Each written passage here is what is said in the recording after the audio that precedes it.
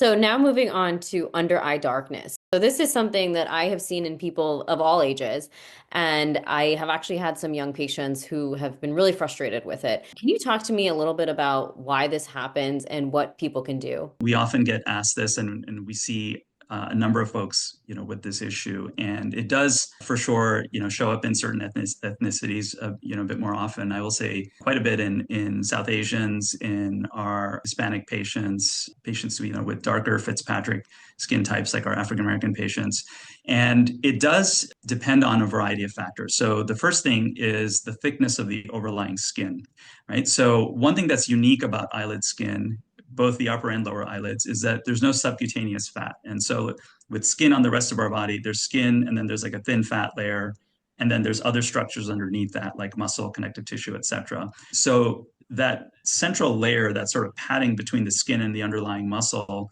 in most of the body, means that we don't see like the color or the tone of the muscle underneath the skin. What's different in the eyelid is there's no fat layer there. The fat is deeper, like the fat we talked about earlier is deeper. So we have thin skin that's directly overlying a muscle layer, and sometimes, around the eye, there's certainly a rich blood supply, and sometimes that skin is thin enough that we can see the color of that reddish color of the muscle through the thinner skin, and that gives actually, like a discoloration effect for some people, like dark circles or dark circle effect underneath the eyes.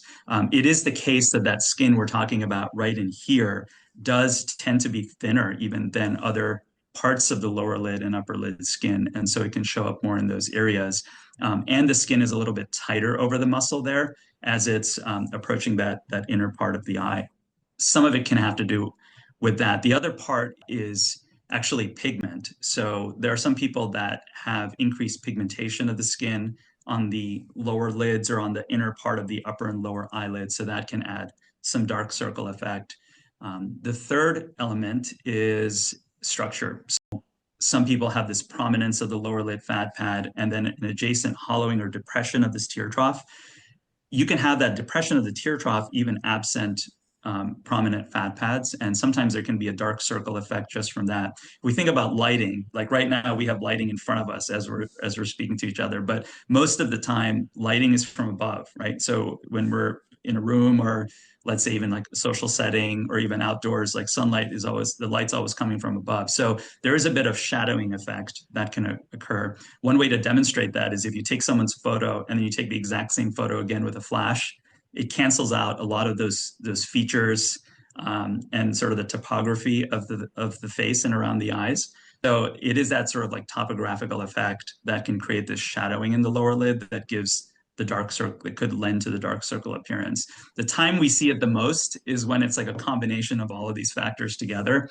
So there are things that we can do to improve this. So from a structure standpoint, sometimes putting hyaluronic acid filler, and there's some very specific ones. There's a multitude of them on the market, but there's some very specific ones that we can use in this area that we call the tear trough that will give a nice filling effect without adding too much swelling or too much fill. And the other thing we can do is there's skincare that products, a variety of different ones on the market that can help with lightening pigment. And there are even some safe retinol-based products that can be used in the lower eyelid that help increase cell turnover. So by increasing cell turnover, it helps build collagen, which can thicken the skin. That can certainly help. And if we reduce the amount of pigment cells that are actively expressing in that area, that can be a factor as well. So there's a variety of things that we can do that can move the needle in the right direction, but sometimes it's really hard to get rid of them totally. So talk to me a little bit about the risk of fillers in the area of the eye and vision loss with the retinal artery occlusion, because I know that has definitely been something that's gotten a lot of attention in the last few years. This is an important topic, and I'm glad you're asking this. So we have to be really careful about injecting filler in the face in general. So it's not always the case that filler near the eye is the riskiest to the eye. We can actually inject filler in the tear trough, and there's no critical vessels right in this area that could lead to vision loss per se.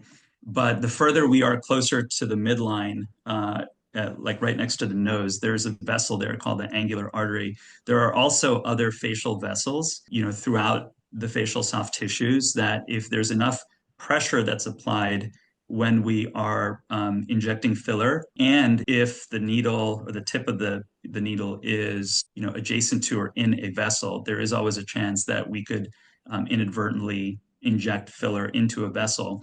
If that's put through with enough pressure where the filler actually goes back through the circulation and into the eye circulation, that can lead to vision loss. Now, there are some very reliable ways to mitigate that risk. Okay, so one thing is with each push that we do a filler to reduce the quantity or volume of filler that's put in.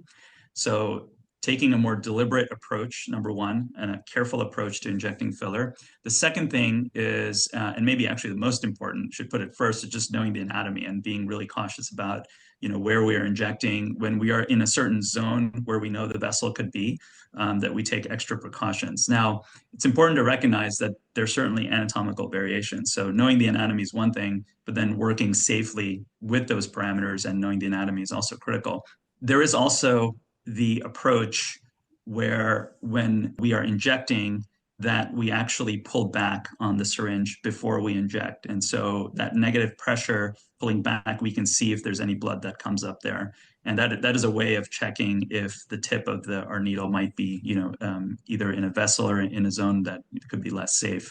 So there are ways of reducing that risk, but there are definitely some parts of the face that are higher risk that we should either avoid putting filler or just be really careful in those areas.